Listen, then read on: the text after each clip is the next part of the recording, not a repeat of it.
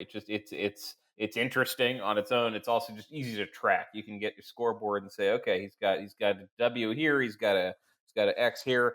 Um, and so May begins with Ohio's primary, and if JD Vance wins that, I think that just the vibes from that will carry Trump quite a ways. I mean, he will not be able to stop talking about I did that.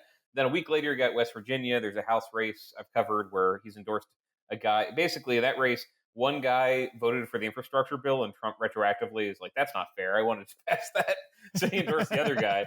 So I think he's going to have some momentum coming in, but there's no, and he will turn on Kemp. And one thing Trump did in the last month that I thought, I tried to be surprised, but I thought, hey, no, you could do that. Was Mo Brooks in Alabama was just kind of sucking wind in the primary, and Trump said, I'm endorsing him for reasons.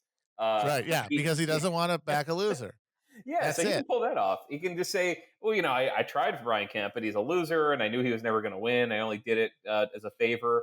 And the people at the MAGA rally are going to be like, you're right, sir. I mean, That's a good point. You cannot fail. You can only be failed.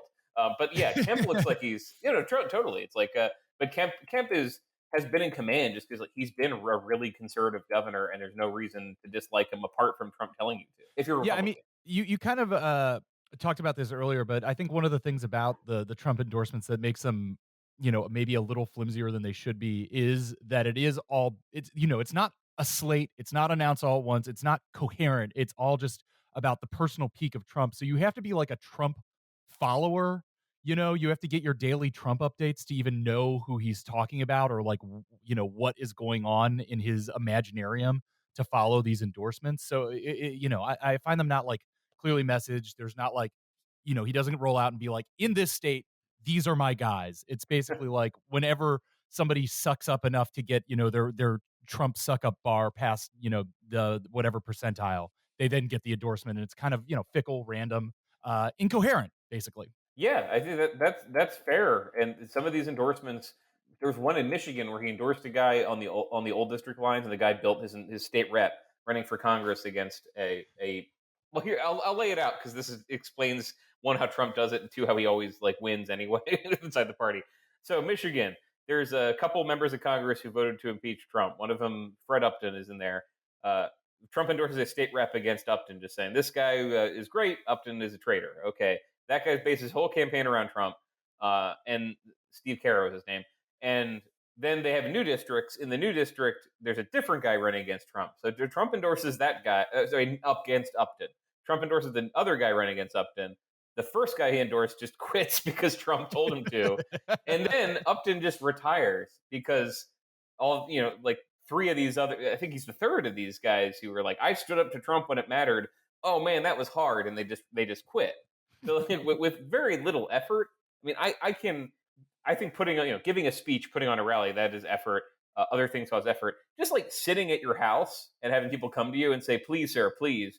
That's pretty easy. So with very little effort, Trump is pushing people off the chessboard, getting the people he wanted. And a contrast with Democrats who don't quite know what they're doing. It's pretty incredible. It really reminds you that one of the reasons that the Republicans are less of a just completely sclerotic gerontocracy is that these Congress people are lazy as shit. If you make them work at all as they get to a certain age, they'll just go home.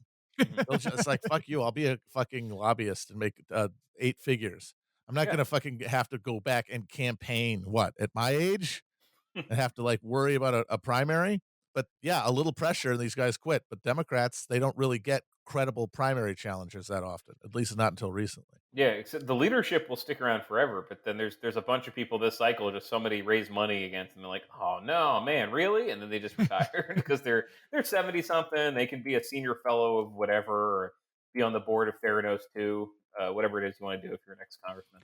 Let's move on to the Senate campaign in Georgia. We have Raphael Warnock, who won the special election in 2020. Remember, his election, along with John Ossoff, was what was supposed to bring you those $2,000 checks immediately when they got to Senate. Don't know how that turned out. I assume good. Versus Herschel Walker, the 1982 Heisman Trophy winning running back for the New Jersey Generals, among other teams. Now he's a businessman claiming ownership for several businesses, some of which the Daily Beast recently reported don't actually exist. And he's also skipping the latest GOP primary debates though he still remains the front runner in the GOP primaries. He's also faced with allegations of domestic abuse, for which he has discussed struggle with dissociative identity disorder. He also has a gay conservative influencer son named Christian. So obviously, I would say that I guess the fame meter favors Herschel Walker. He is, as of now, up 1.6 points over Warnock. The state went to Biden just barely in 2020. How do we think the Georgia Senate goes? I mean, Walker has the advantage. There are Republicans who quietly think that, but what does quietly mean in politics? It's basically they'll tell a reporter, but then they'll tell you not to quote it. They do think that Walker is just so personally flawed that he's going to have problems. And Walker has run. He's kind of pulled the full Tommy Tuberville. So Tommy Tuberville won a Senate primary and a Senate seat without ever debating his opponent. He just is. Mhm. He's a coach. People know him. I remember him because I was calling around at some point in the race saying, hey, I'm a campaign reporter. I've been covering the race. When could I come out? And his campaign was very not rude, just honest, saying, we're winning. We're not really going to do any interviews or stuff like that. We're just going to like coast and win this thing. And Herschel Walker's been doing that. He's got all these Republican opponents warning this guy is going to make so many gaffes he can't win. And Republicans just put up with it because they're like, well, people know his name. He can beast it out. If this is like a +8 Republican year, you can make a lot of mistakes and win. I think you mentioned most of them. My favorite Walker oddity is he famously.